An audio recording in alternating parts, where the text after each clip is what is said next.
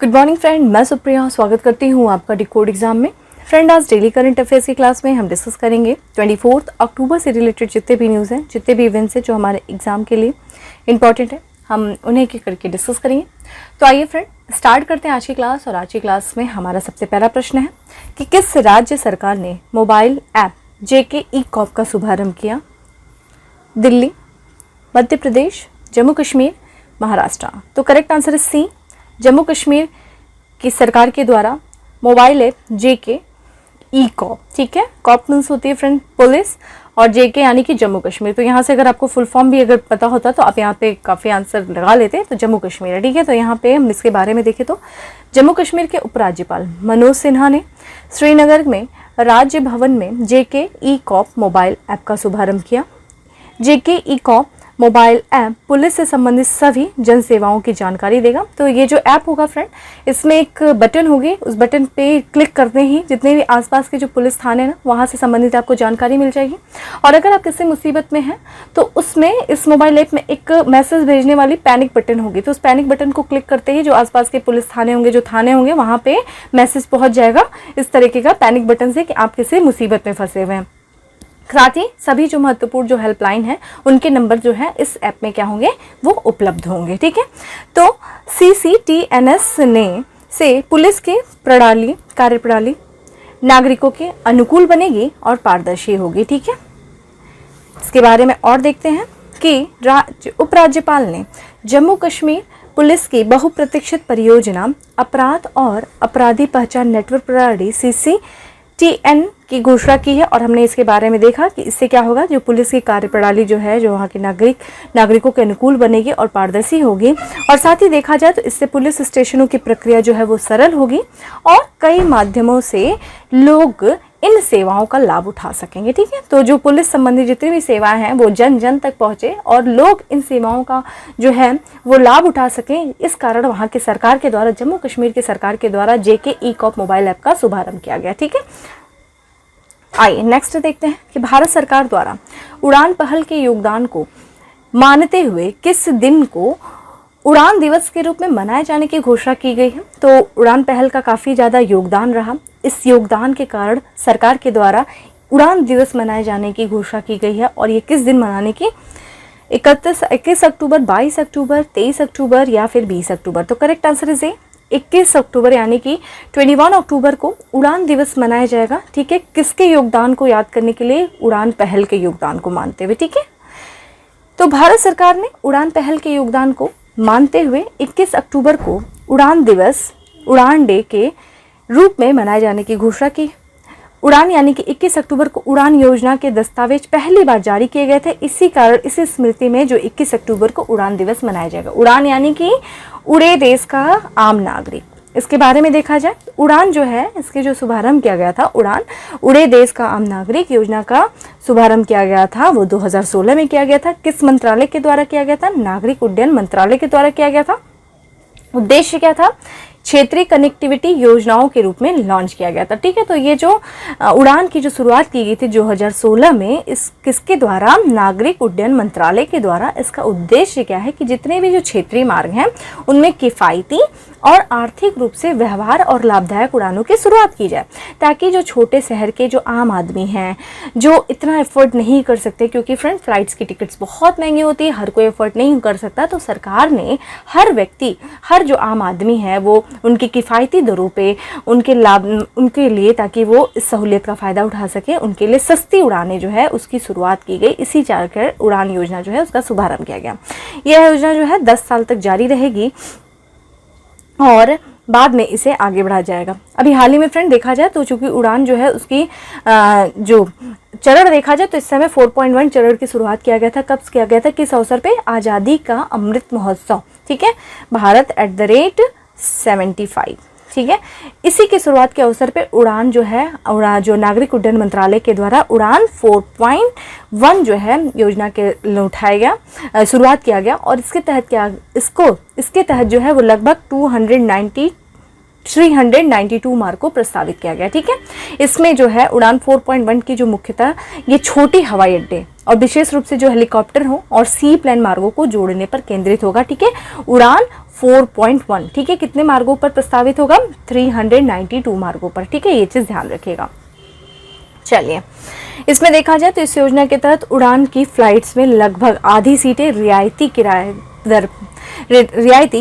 पर दी जाती हैं और इसमें देखा जाए तो जो भाग लेने वाले कैरियर्स को एक निश्चित राशि की व्यवहार्यता अंतराल निधि वायबिलिटी गैप फंडिंग प्रदान किया जाता है, जो कि केंद्र और संबंधित राज्य के मध्य साझा की जाती है, ठीक है। तो यही चीज़ है उड़ान, यानी कि उड़े देश का आम नागरिक। उड़ान दिवस का 21 अक्टूबर, ठीक है। नेक्स्ट है कि निम्नलिखित में से किस राज्य में मासमई गुफा स्थित है? देखिए, ये मासमई गुफा जो है वो चर्चा में है, इसके बारे में देख लेते हैं। तो केरल में स्थित है, मेघालय में स्थित है, लक्षद्वीप में स्थित है या फिर नागालैंड में स्थित है? तो करेक्ट आंसर इस बी, चूंकि मेघालय में स्थित है मासमई गुफा। और इसके बारे में देखा जाए तो मासमई गुफा, मासमई के पूर्वोत्तर राज्य मेघालय में स्थित है। तो मेघालय में फ्रेंड आपने कुछ श्रेणियाँ पढ़ी होंगी, गारो खासी जयंतिया, जो पहाड़ियाँ हैं। तो जो खासी हिल्स है, तो पूर्वी खासी हिल्स का जिला है चेरापूंजी, जहाँ सबसे जो अधिक वर्षा वाला क्षेत्र था, तब तो मनस्साम हो गया। तो चेरापूंजी से लगभग देखा जाए 4 किलोमीटर दूरी पर मासमई नाम का एक छोटा सा गाँव है, वही जो है मासमई गुफा स्थित है, ठीक है। तो पूर्वी खासी हिल्स के जिले में। भाई चर्चा में क्यों है ये? तो हाल ही में इस गुफा में जियोरिसी मासमेसिंस नामक एक सूक्ष्म घोंघे की प्रजाति की खोज की गई, ठीक है। ये जो सूक्ष्म छोटा सा घोंघा है, उसकी एक प्रजाति की खोज की गई, जिसका नाम क्या है? जियोरिसा मासमेसिंस, ठीक है। मासमेसिंस जो कि इस गुफा में खोज की गई है, इसीलिए उसी के आधार पर इसका नाम रखा गया है। और ये प्रजाति जो है, इससे पहले देखा जाए अंतिम बार 170 साल पहले जो है इस प्रजाति को देखा गया था। इस सूक्ष्म घोंघे की प्रजाति है, देख लीजिए, इसकी पिक्चर देख लीजिए, यही है, ठीक है।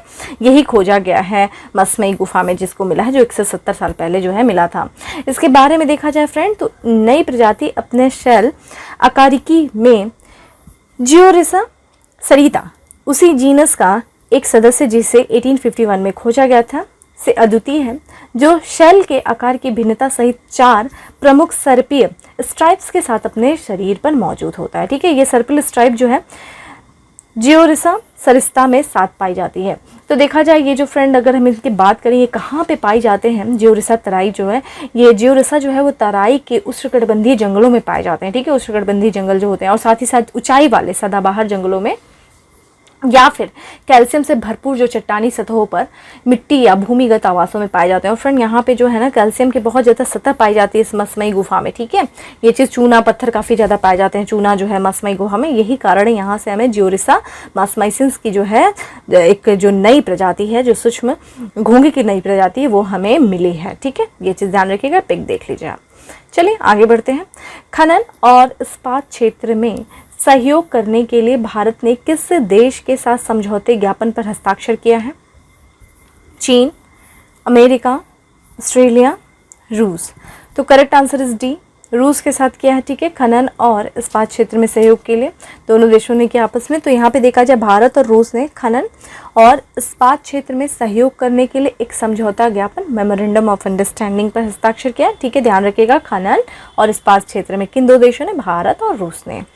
इस समझौते ज्ञापन विशेष रूप से किस पे होगा? कोकिंग कोयल, ठीक है। तो कोकिंग पर केंद्रित होगा, और इस सौदे पर हस्ताक्षर करना भारत की राष्ट्रीय इस्पात नीति 2017 का हिस्सा। देख लीजिए राष्ट्रीय इस्पात नीति क्या थी। तो राष्ट्रीय इस्पात नीति 2017 के तहत भारत का लक्ष्य क्या है? 2030 तक 30 करोड़ टन इस्पात उत्पादन करना, ठीक है। तो इस्पात का उत्पादन करना है। देखिए राष्ट्रीय इस्पात नीति 2017 आई थी, उसमें भारत सरकार ने लक्ष्य रखा है, क्या लक्ष्य रखा है? 2030 तक 30 करोड़ टन इस्पात उत्पादन का लक्ष्य रखा है। इसी को ध्यान में रखते हुए एक समझौता किया गया है, किसके साथ? रूस के साथ किया गया है।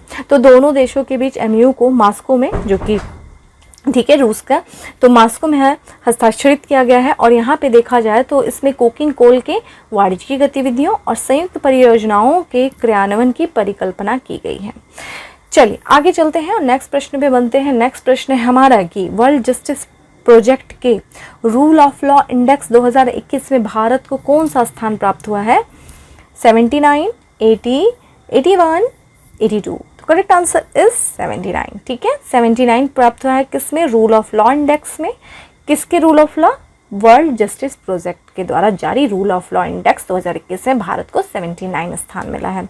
इसके बारे में देखा जाए तो विश्व न्याय परियोजना वर्ल्ड जस्टिस प्रोजेक्ट के कानून सूचकांक 2021 के नियम में भारत 139 देशों और क्षेत्राधिकारियों में से 79 स्थान प्राप्त किया। ठीक है, 79 स्थान कितने देशों में? 139 देशों में। रूल ऑफ लॉ इंडेक्स 2021 के लिए आकलन के लिए 0 से लेकर के 1 अंक का स्केल जो है वो रखा गया था, जिसके आधार पर देशों की लिस्ट जो है वो तैयार की गई है। और जो जितना ज़्यादा 1 के करीब नंबर होगा वो देश जो है उतना ही मजबूत जो है वहाँ पे रूल्स का पालन करने वाला होगा। ठीक है, तो अंक जो है, अंक 1 क्या है कि कानून के शासन का सबसे मजबूत पालन को दर्शाता है। ठीक है, तो जितना 0 से जितना आगे बढ़ते जाएंगे, जितना आप 1 के करीब बढ़ते जाएंगे, तो वो देश क्या है, वहाँ पे कानून, वहाँ पे रूल्स जो है वो काफ़ी मजबूती से फॉलो किया जाता है। ठीक है, तो यहाँ पे डेनमार्क जो है वो काफ़ी प्रथम स्थान पे, क्योंकि यहाँ देखिए सूची में जो डेनमार्क का है स्कोर देखिए 0.90 स्कोर है। अप्रॉक्स देखा जाए लगभग ये 1 पर पहुंच रहा है। फिर दूसरे स्थान पे नॉर्वे है, फिर तीसरे स्थान पे फिनलैंड। ये ऐसे कंट्रीज हैं कि हर इंडेक्स में ये टॉप करते हैं, देखा जाए तो शीर्ष पे अक्सर ही ये रहते हैं। कानून के शासन के मामले में भारत पिछले साल के मुकाबले गिरावट दर्ज किया है। देखिए पिछला साल देख लीजिए 69 था, इस बार कितना हो गया फ्रेंड? आपने देखा ना कितना हो गया आपका? 79, 10 स्थानों का गिरावट किया है। तो यानी कि यहाँ पे कानून जो है वो कानून का कायदे से पालन नहीं किया जा रहा है।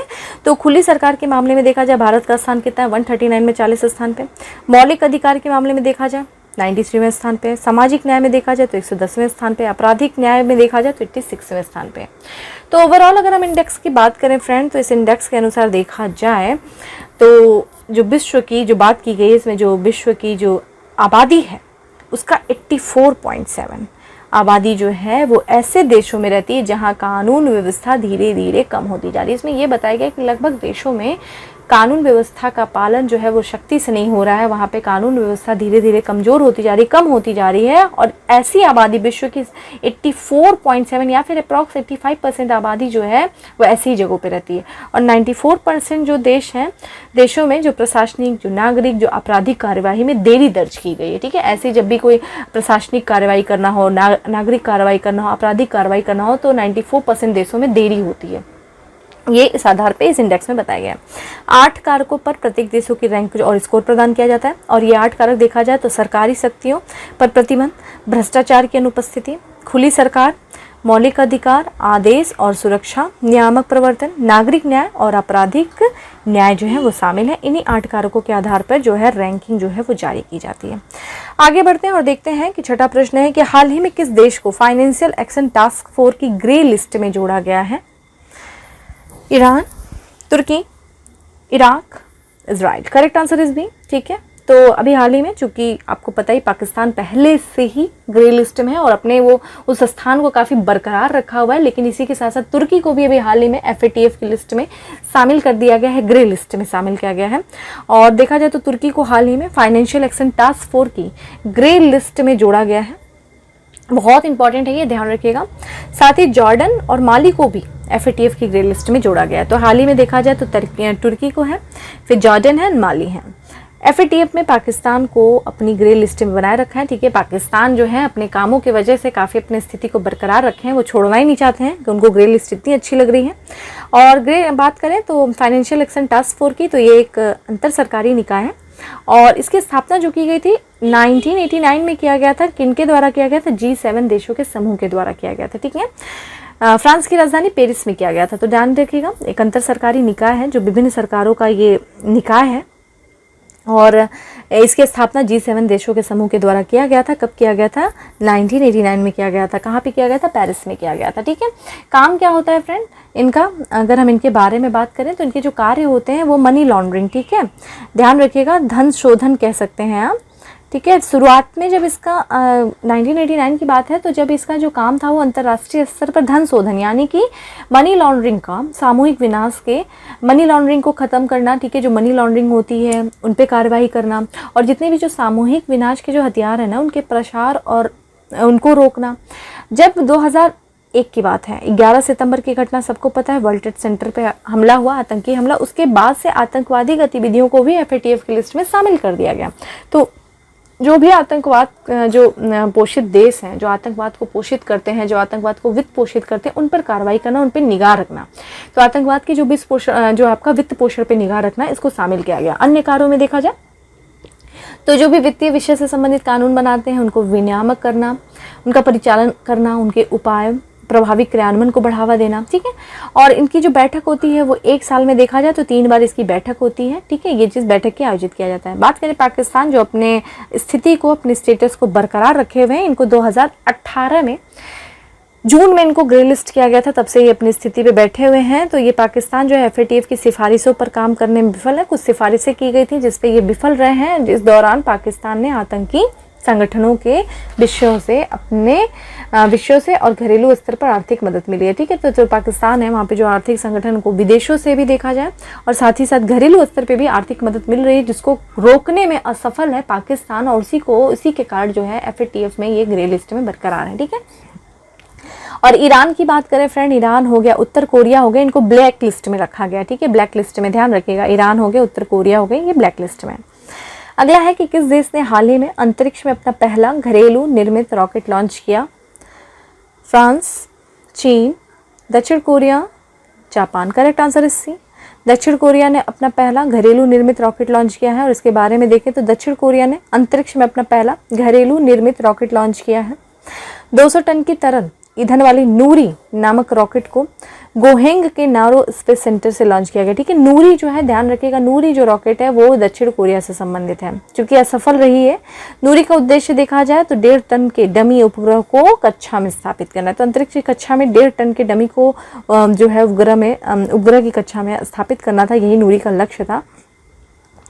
और देखा जाए तो कोरिया एरोस्पेस रिसर्च इंस्टीट्यूट के अनुसार देखा जाए तो इसे पृथ्वी के चारों ओर निचली कक्षा 600 से लेकर के 800 किलोमीटर की दूरी पे में उपग्रहों को स्थापित करने के लिए डिज़ाइन किया गया। तो निचली कक्षा में जो है उपग्रहों को स्थापित करने के लिए नूरी को डिज़ाइन किया गया था। और अगर सफल होने में, चूंकि ये सफल हुई, नूरी रॉकेट दक्षिण कोरिया का पहला अंतरिक्षयान होगा जो पूरी तरीके से देश में डिज़ाइन और बनाया गया, स्वदेशी, ठीक है। चलिए आगे बढ़ते हैं। निम्नलिखित में से किस संस्था ने असम की बुनियादी ढांचा परियोजना के लिए 608 करोड़ रुपए की मंजूरी दी? RBI ने, सिडबी ने, ADB ने, नाबार्ड ने। करेक्ट आंसर इज डी, ठीक है। नाबार्ड ने असम में बुनियादी ढांचे परियोजना के विकास के लिए 608 करोड़ रुपए की मंजूरी दी है। और इसके बारे में देखे जाए तो राष्ट्रीय कृषि और ग्रामीण विकास बैंक ने असम के ग्रामीण क्षेत्रों में विभिन्न बुनियादी ढांचा परियोजना के लिए भारत सरकार को 608 करोड़ रुपए की मंजूरी दी, ठीक है। तो असम के जो ग्रामीण क्षेत्रों के में विभिन्न बुनियादी ढांचों की परियोजनाओं के लिए, बुनियादी ढांचा परियोजना में ग्रामीण बुनियादी ढांचा विकास कोष के तहत पूरे असम में 52 ग्रामीण सड़कें, 21 ग्रामीण पुल, 19 बाढ़ सुरक्षा परियोजना और 32 मृदा संरक्षण परियोजना शामिल है, ठीक है। इस परियोजना में देखा जाए तो 900 गांवों के 17 लाख ग्रामीण आबादी को लाभान्वित होने की उम्मीद है, ठीक है। इसमें देखा जाए, ध्यान रखिएगा, नाबार्ड ने किया है असम के ग्रामीण क्षेत्रों में बुनियादी ढांचा परियोजनाओं के लिए किया है। 608 करोड़ रुपए की जो है मंजूरी किया है, 608 रुपए की रकम का भारत सरकार के। अगला देखते हैं कि भारत ने किस देश के साथ कॉन्कर्ड शक्ति संयुक्त सैन्य अभ्यास किया? UK, अमेरिका, फ्रांस, चीन। तो करेक्ट आंसर इज UK यानी कि यूनाइटेड किंगडम से कॉन्कर्ड शक्ति संयुक्त सैन्य अभ्यास किया। इसके बारे में देखें तो भारत और यूनाइटेड किंगडम UK कॉन्कर्ड शक्ति नामक सबसे बड़े संयुक्त सैन्य अभ्यास शुरू करने जा रहे हैं, ठीक है। कॉन्कर्ड शक्ति भारत और यूनाइटेड किंगडम के बीच पहला त्रिसेवा, ठीक है, तीनों सेवाएं जो है वो तीनों अभ्यास है कॉन्कर्ड। और इस अभ्यास में देखा जाए तो ब्रिटेन के करियर स्ट्राइक ग्रुप का पश्चिमी हिंद महासागर में फिर से प्रवेश होगा, ठीक है। करियर स्ट्राइक ग्रुप जो है वो पश्चिमी हिंद महासागर में प्रवेश करेगा। और बात करें करियर स्ट्राइक ग्रुप की तैनाती का तो ये UK की बहुत महत्वपूर्ण है, क्योंकि शीत युद्ध की समाप्ति के बाद ये सबसे बड़ी तैनाती है, ठीक है, जो पश्चिमी हिंद महासागर में जो प्रवेश कर रहे हैं किस तरीके से कॉन्कर्ड। आप मुझे कमेंट बॉक्स में आंसर करेंगे, क्योंकि आज आप सब लोग का एग्जाम होगा। मेरी तरफ से आप सभी लोगों को ऑल द बेस्ट। ठीक है। मॉर्निंग में वैसे कोई एग्ज़ाम आप न्यूज़ नहीं देख रहे होगे, करंट अफेयर्स नहीं देख रहे हो, फिर भी मेरी विशेस, जो लोग एग्ज़ाम दे रहे हैं सभी लोग के साथ मेरी विशेस है, अच्छे से एग्ज़ाम दीजिए और कमेंट बॉक्स में आप मुझे ज़रूर बताइए कि किसका एग्ज़ाम कैसा हुआ, कितना स्कोर बन रहा है। ठीक है, जो लोग आज देख रहे हैं या फिर आगे देखेंगे तो आप मुझे बताएंगे अमेरिका, फ्रांस और चीन के साथ भारत जो है कौन कौन से युद्धाभ्यास करता है। ठीक है, उसके नाम बताइए मुझे। आगे चलते हैं। और आखिरी हमारा लास्ट एमसीक्यू है कि हाल ही में भारत ने अपने किस पड़ोसी देश को गैर हानिकारक नैनो नाइट्रोजन तरल उर्वरक की पहली खेप का निर्यात किया। Maldives, Bangladesh, Sri Lanka, Nepal. Correct answer is Sri Lanka. ठीक है, श्रीलंका को भारत ने गैर हानिकारक नैनो हाइड्रोजन तरल उर्वरक की पहली खेप का निर्यात किया है। और इसके बारे में देखा जाए तो भारत ने श्रीलंका को 3.1 मिलियन लीटर गैर हानिकारक नैनो नाइट्रोजन उर्वरक तरल उर्वरक की पहली खेप का निर्यात किया है। ध्यान रखिएगा, अभी हम लोग नैनो नाइट्रोजन उर्वरक के बारे में भी बात कर रहे थे कुछ दिन पहले। तो यह नैनो नाइट्रोजन तरल उर्वरक श्रीलंका के पूर्वी प्रांत में धान और मक्का की उत्पादकता बढ़ाने में मदद करेगा। ठीक है, धान और मक्का की उत्पादकता। बात करें श्रीलंका सरकार की तो वहाँ के हाल ही में वहाँ की सरकार के द्वारा जो है वो रासायनिक उर्वरकों के आयात पर प्रतिबंध लगा दिया गया था। उसके बाद देखा जाए तो ये रासायनिक नहीं है, ये गैर हानिकारक है जो आपका नैनो नाइट्रोजन तरल उर्वरक है, इसी को भेजा गया है, जो कि वहाँ पे धान और मक्का की खेती के लिए काफ़ी लाभदायक सिद्ध होगा। और पारंपरिक यूरिया के असंतुलित और अत्यधिक उपयोग को संबोधित करने के उद्देश्य से भारतीय किसान उर्वरक सरकारी लिमिटेड इफ्को द्वारा नैनो नाइट्रोजन तरल उर्वरक विकसित किया गया था। इसके बारे में हम लोगों ने चर्चा किया था। ठीक है, और इसे दुनिया में पहली बार स्वदेशी रूप से भी विकसित किया गया है। ठीक है, इफ्को के द्वारा किया गया था। ठीक है, तो फ्रेंड इस तरीके से था हमारा आज का एमसीक्यूज। अब हम आ जाते हैं फैक्ट्स ऑफ द डे पे। ठीक है, फैक्ट्स ऑफ द डे में देखते हैं क्या है। तो हमारा पहला फैक्ट्स ऑफ द डे है कि उबेर कप बैडमिंटन टूर्नामेंट 2021 का खिताब जीता। किसने जीता? चीन ने जीता। ठीक है, उबेर कप बैडमिंटन। तो उबेर कप किससे संबंधित है? बैडमिंटन से संबंधित है। इस तरह भी प्रश्न बनते हैं। ये देखा जाए तो बैडमिंटन टूर्नामेंट है 2021 का, चीन ने जीता है। फ्यूचर यही है, एक अभियान है। इस अभियान के लिए क्वाइन DCX के साथ समझौता हुआ है। किसका? अभिनेता आयुष्मान खुराना। तो आयुष्मान खुराना ने फ्यूचर अभियान यही है के लिए क्वाइन DCX के साथ समझौता किया है। अंतर्राष्ट्रीय टेबल टेनिस संघ की विश्व रैंकिंग में जो शीर्ष स्थान रहा है वो रहा है पायस जैन का। ठीक है, पायस जैन का अंतर्राष्ट्रीय टेबल टेनिस संघ की विश्व रैंकिंग में शीर्ष स्थान रहा है। अगला है देखा जाए तो मेरिलेबोन क्रिकेट क्लब ने 2 भारतीय खिलाड़ियों को मानद आजीवन सदस्यता प्रदान किया है। ये कौन है? जवालगंज श्रीनाथ और हरभजन सिंह। ठीक है, इनको दिया। 86% अपराध का पता लगाने की दर के साथ भारत के राज्यों में सबसे ऊपर है गोवा। गोवा में देखा जाए अपराध का पता लगाने में गोवा बहुत आगे है। यहाँ लगभग 86% जो है वो अपराध का पता लगाने के साथ ही ये शीर्ष स्थान पर है भारत के राज्यों में गोवा। संयुक्त सागर नौसैनिक अभ्यास हुआ 2021। ये किन देशों के बीच में हुआ है? तो ये रूस और चीन के बीच में हुआ है संयुक्त सागर नौसैनिक अभ्यास 2021। साई यानी कि स्पोर्ट अथॉरिटी ऑफ इंडिया, भारतीय खेल प्राधिकरण ने टॉप्स यानी कि टारगेट ओलंपिक पोडियम स्कीम का मुख्य कार्यकारी अधिकारी CEO नियुक्त किया। किसे किया? कोमोडोर PK गर्ग को। ठीक है, अगला है अंतर्राष्ट्रीय हकलाना जागरूकता दिवस मनाया गया। कब मनाया गया? 22 अक्टूबर को मनाया गया। थीम क्या था? वह परिवर्तन बोले जो आप देखना चाहते हैं। ठीक है, तो 22 अक्टूबर अंतर्राष्ट्रीय हकलाना जागरूकता दिवस था। थीम थी वह परिवर्तन बोले जो आप देखना चाहते हैं। राष्ट्रीय पुलिस स्मृति दिवस मनाया गया 21 अक्टूबर को मनाया गया। अगला है इंडिया पोर्ट्स ग्लोबल लिमिटेड के प्रबंध निदेशक के रूप में नियुक्त किया गया। किसे नियुक्त किया गया? आलोक मिश्रा को। ठीक है, इंडिया पोर्ट्स ग्लोबल लिमिटेड। यूरोपीय संसद ने यूरोपीय संघ के शीर्ष मानक मानवाधिकार पुरस्कार 2021 के लिए विचार की स्वतंत्रता के लिए साखारोव पुरस्कार प्रदान किया। किसे किया?